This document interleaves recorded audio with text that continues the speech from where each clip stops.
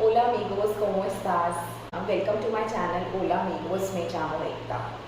As you know that in my earlier videos I have given many knowledgeable sessions to you guys, for example, about verbs, about vocabulary, about time. So in my today's session I will be covering another important topic for you guys, which is known as adjectives. Adjective is known as adjetivos in Spanish. Adjetivos in Spanish, adjetivos. So basically adjective are the words that tells you more about a noun, like a thing, place, right? And it tells you more about a pronoun like he, she, they. So basically they are the describing words. You know about what adjectives are, right? For example, inteligente, right? Cara, barato, all these are adjectives. Grande, so these, clever, expensive, small, big, all these are adjectives which tells you more about a noun. So today I have jotted down some of the examples, some of the nuances and exceptions along with the example, so that it will be help you to understand how we will use adjective in Spanish, right? So I will be explaining these nuances along with the example, so that it will be help you understand what adjective is and how you can frame sentences by yourself using these adjectives. Vale, vamos a empezar. So the first one is in English, adjective. First of all, in English, as you know that adjective comes before the noun. Vale, in English adjective comes before the noun, but in Spanish it usually comes after that. It usually comes after that. Por ejemplo, un chico rubio. Un chico rubio, a fair boy. Un chico rubio, chico boy. Rubio means fair. Vale. Una chica rubia. Una chica rubia means a fair girl. So here this rubio and rubia is adjective. Vale. So these adjectives are coming after the noun. And one more thing, these adjectives change depending on feminine and masculine. Like chico is masculine, so here we are using rubio. Vale. Chica is feminine, so we are using rubia. A at the end. Right? So depending on feminine and masculine, adjective change to O from A, and secondly adjective comes after noun in Spanish. So for the explanation of first point is that. Now the second thing is an adjective ending in any vowel other than O. Adjective ending in any vowel other than O, for example A, E, I, U, do not change for feminine. Do not change for feminine. Por ejemplo, el vestido. This vestido, el vestido verde means the green dress. El vestido means the dress is masculine, vestido. Now, la blusa verde. Blusa is feminine, means the green blouse. Now, this green is verde. So here adjective is verde and it's ending with E.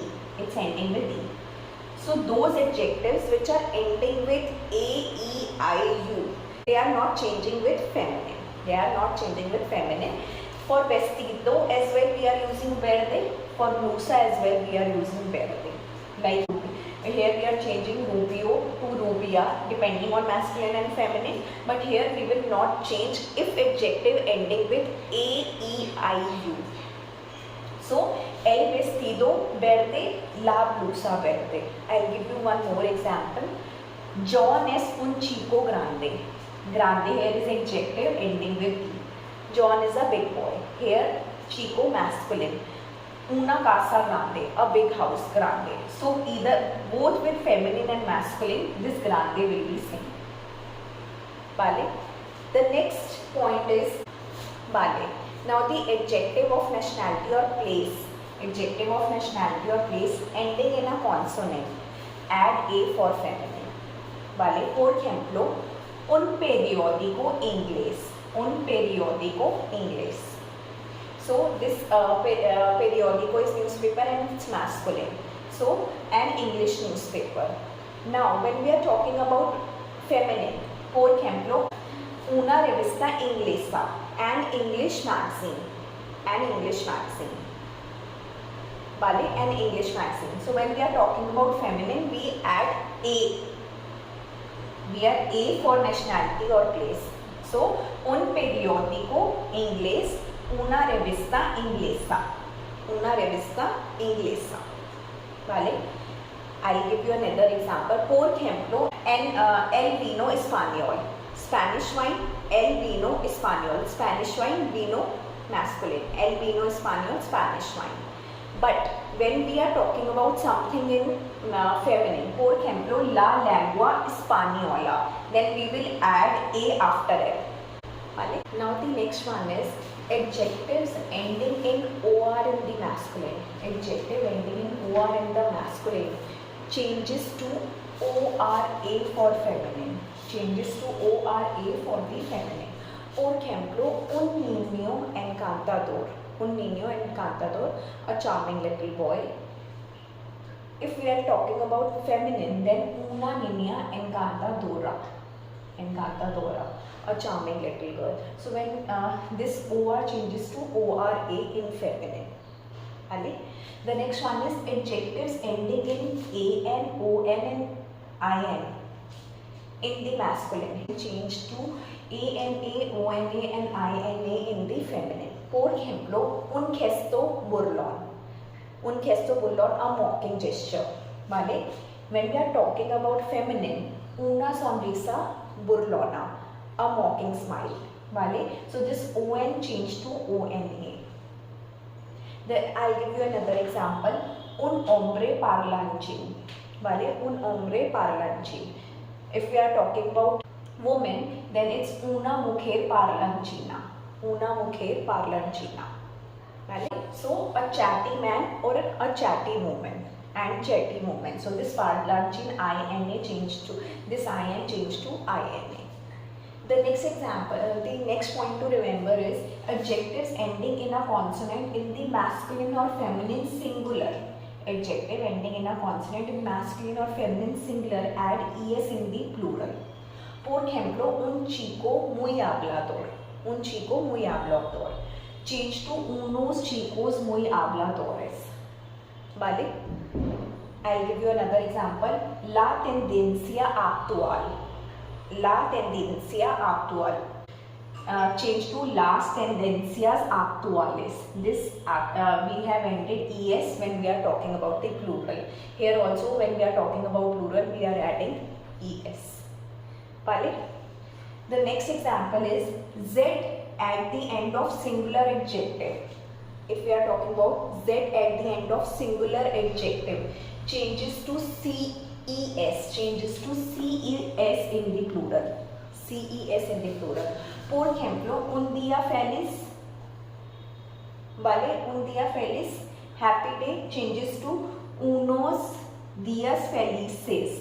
Felices. We are replacing z with ces. ¿Vale?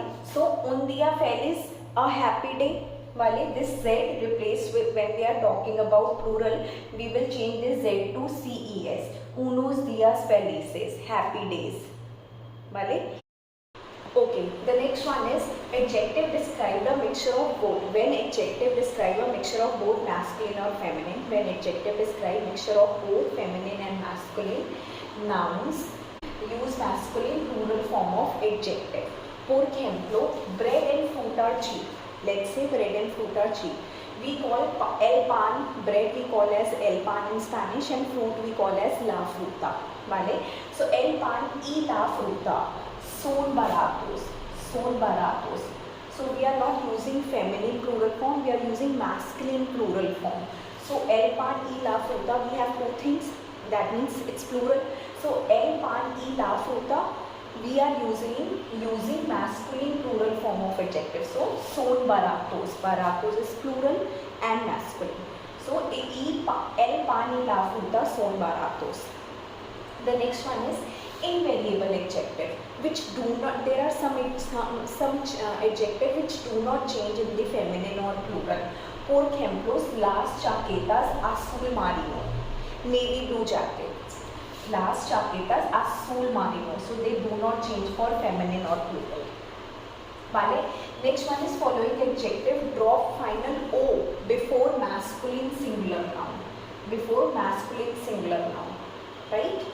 Drops final o. Por ejemplo, bueno changes to buen, malo changes to mal, alguno changes to algun, ninguno to ningun, uno to un or primero to primer. Vale, por ejemplo, un buen libro, a good book. Libro is masculine, so it drops final O. This adjective drops final O. Bueno to buen. Mal tiempo, bad weather, this malo changes to mal. Like, now you will say dia is feminine. No, dia is an exception. It's un dia. Vale? Dia is not feminine. It's an exception case. So it's un dia. So uno on this O drop. We will drop this O and it's un dia. One day. So dia is exception. Just remember that. The next one is. The next point is grande is a grande. Word grande is shortened to gran. This grande is shortened to gran before a singular noun. Before a singular noun. Por ejemplo, un gran actor. Un gran actor means a great actor. Un gran actor. Un gran actor, a great actor. Una gran sorpresa, a big surprise. Una gran sorpresa. Vale? So this grande is shortened to gran when we are talking before a singular noun. Before a singular noun. Vale?